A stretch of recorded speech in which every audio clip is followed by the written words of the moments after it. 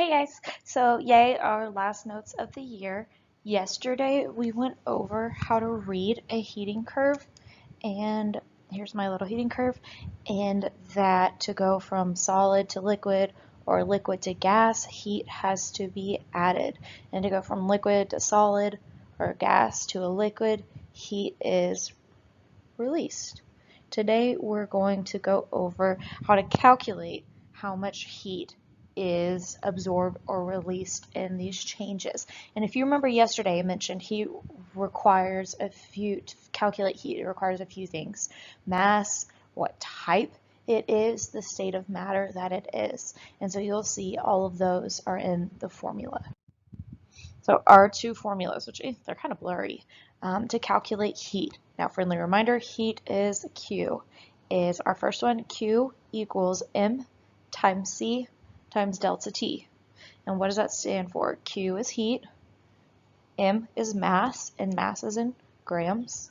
C is specific heat, and you don't really need to worry about the unit for specific heat, but that's the unit. And then delta T is change in temperature, which is final temperature minus initial. And temperature is in Celsius, not Kelvin. If you remember gas laws, temperature is always Kelvin.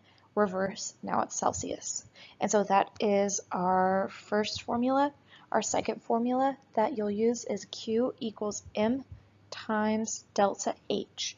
M is still mass, and it's still going to be grams. Enthalpy is a thermodynamic unit. If you take AP Chem, there's a lot more to it. It is like the total heat content of a system, and just it's above our pay grade for right now. It's a constant.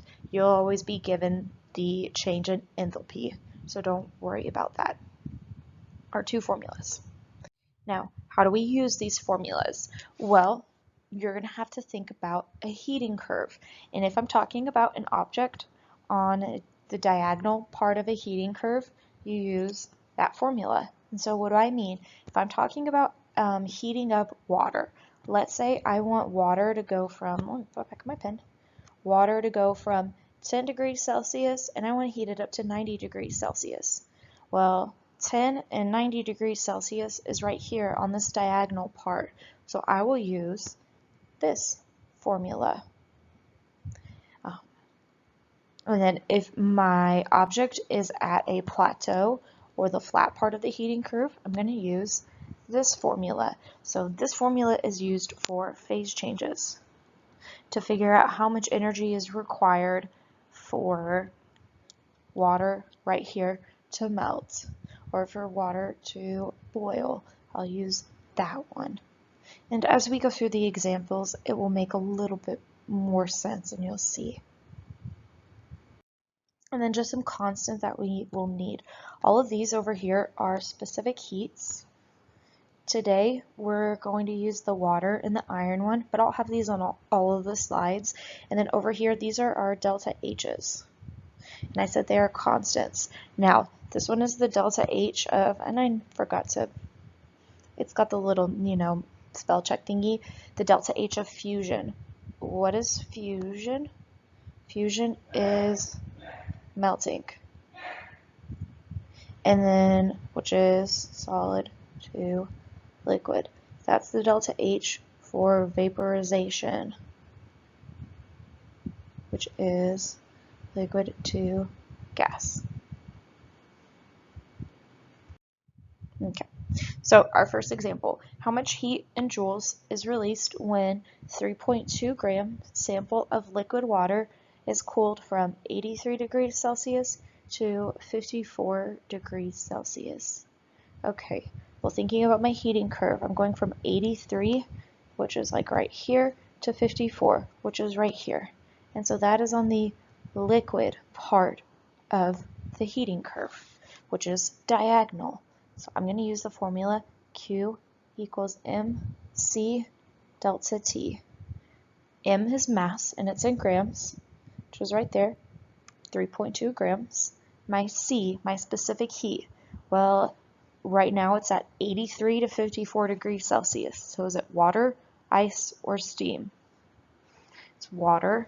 And then there are two water ones, calories divided by grams per joules, and then the joule one. Well, I want heat in joule, so this one.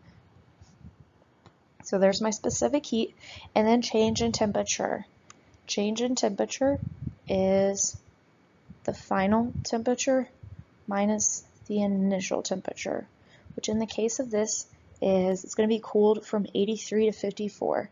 So 54 minus 83, and that is a negative 29 degrees Celsius. Now, I want you to think back to what we talked about yesterday. Water is getting cooled up here from 83, and it's going to, down here, 54 degrees Celsius. So it's going down or to the left on the heating curve. So this is a exothermic change. Heat is being released, which is why delta T is a negative number. When it's an endothermic change, it's going to be positive. Okay, and so looking at this formula, I have my mass, my C, and my delta T. So we can plug into the formula. Q equals 3.2 times 4.18 times negative 29. So my Q equals, multiply those values, a negative 387.9 or negative 388 joules of energy that are released.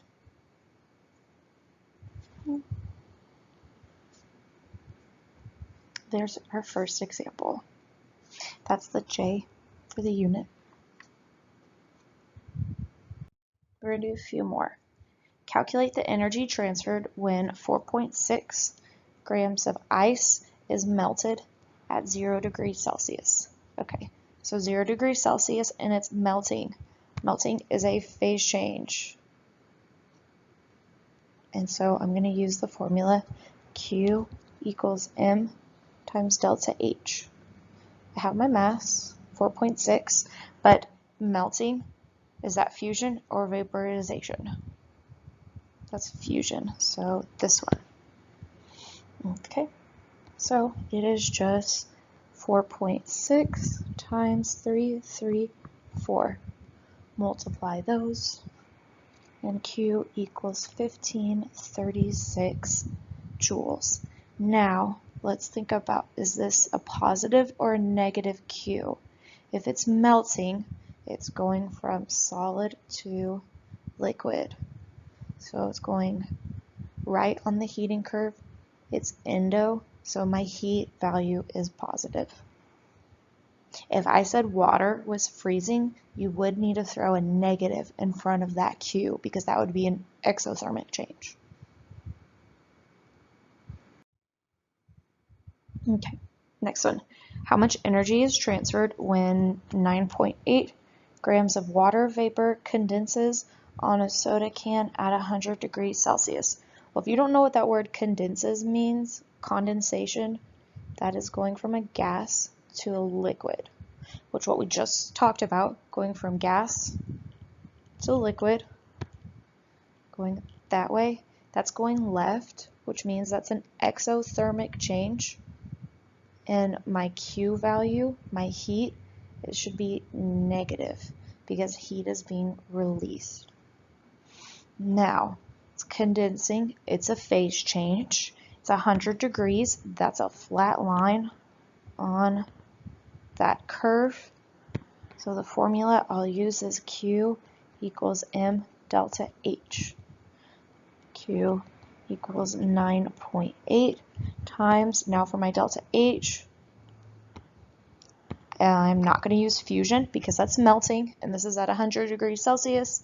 Vaporization, it's this one, 2260.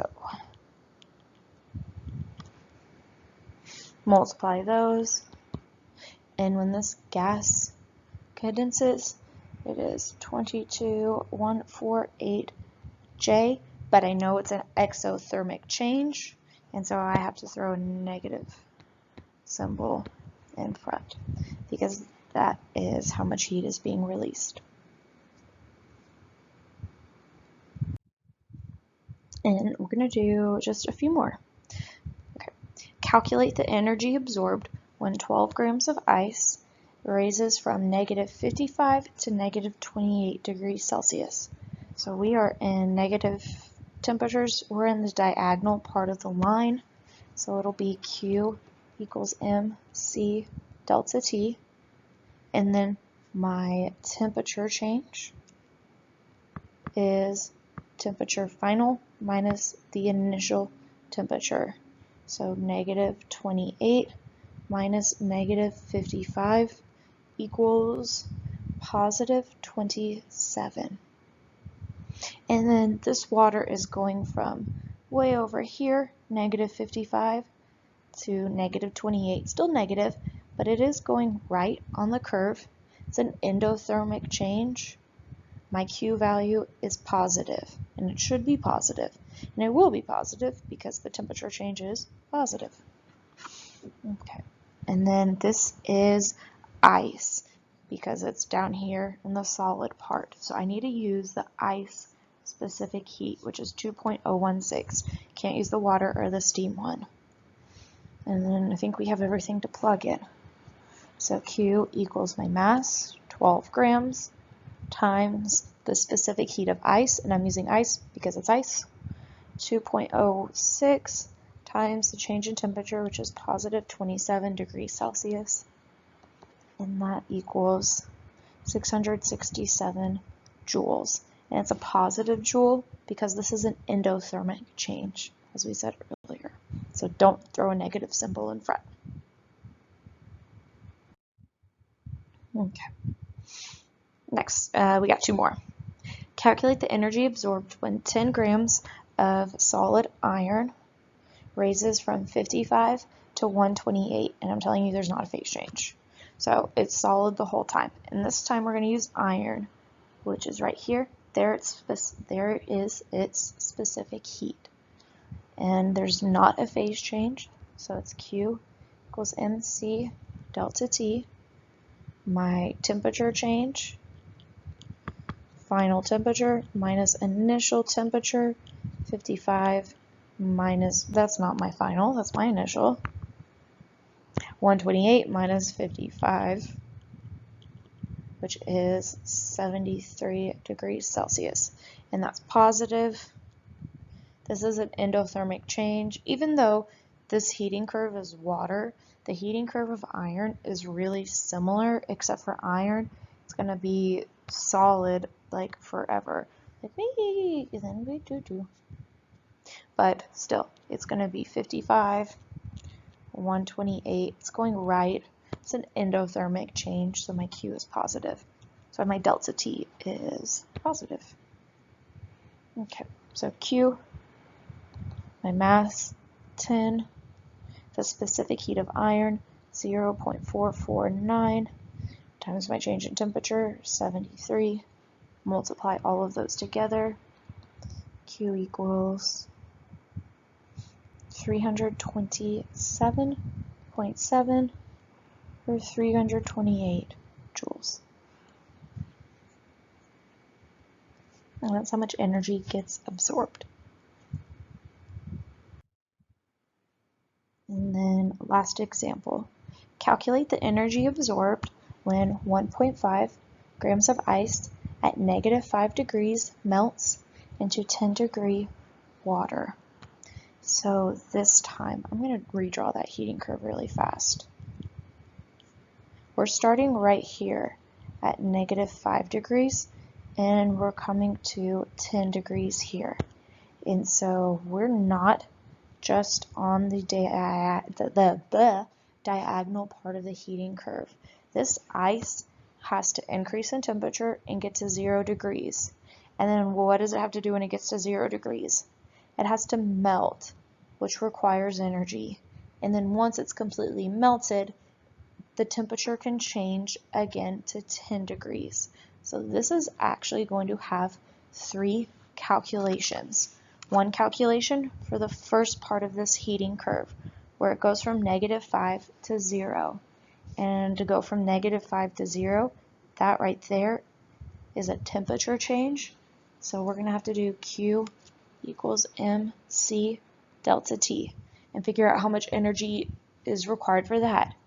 And then we're going to have to do another formula for this part where it melts. And that one will be Q equals m delta H.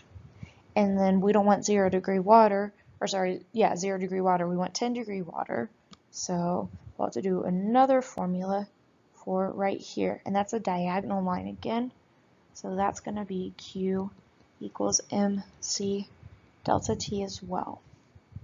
And next week on Monday, you're going to do practice problems like this where they're multi-step. And you have to do a formula for every single part of the diagonal line.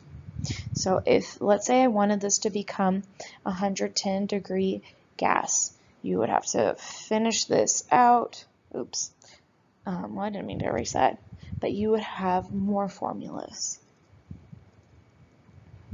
So when you get a problem that's not just one part of a heating curve, I really suggest, just like I drew it, mark your starting temperature, mark your final temperature, and the number of lines you have to go through on the heating curve to get from your starting to your finish is how many formulas you would use. So if it was something like this, I'd have to do one formula there, another formula here, another formula here, 3 formulas, and add them all up. Let's say I wanted to talk about something that was like down here, and then it finished up here in the gas. That would be 1, 2, 3, 4, 5 formulas all added up together. But we do need to finish this problem. So our first one's going to be Q equals mc delta T, and because we're starting at -5, and where does that first line end? What temperature? 0. So this one, delta T, is 0 minus -5, which gives me a +5. And I'm going to erase that really fast. So my mass, 1.5. This is ice right now. It's at -5 degrees, going to 0. So this specific heat is 2.06. And then the change in temperature is +5 degrees. And that, when you multiply them all together, is 15.45 joules. The next formula, Q equals m delta H. This part of the heating curve where the ice melts. I'm going to need the one for melting, 334. So 1.5 times 334. Multiply those together. That requires 501 joules for it to melt. And then I'm going to erase this really fast. The last little part is going from 0 to -5. Or sorry, 0 to, it's not going from 0 to -5, it's going from 0 to +10.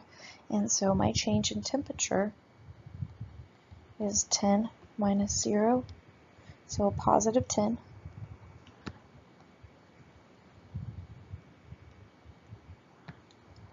And 1.5 times, now right here I'm at, I forgot about this part of the heating curve, it is liquid water, and the other units are joules, so I'm going to keep using the joule number, 4.18 times 10, and that is 62.7 joules. And what you'll have to do is we just add all of these up. This number plus this number plus this number. In total, to go from -5 degree ice, melt it, and to get it to 10 degree water, that requires, when you add those up, 579 joules of energy. So that was a long 3-step problem. We had to again look at our heating curve. We started down here in solid and we're going to liquid. That's 3 parts of the heating curve which means that's why we had to have 3 formulas. If you just did MC delta T and did a 15-degree temperature change, you would not get nearly as many joules of energy that would be needed because this ice requires energy to melt. That phase change requires most of the energy. So you're going to go to Canvas now and take a 3-question quiz. It's just going to be formulas, and it's going to be worth, again, 25 points of your other grade.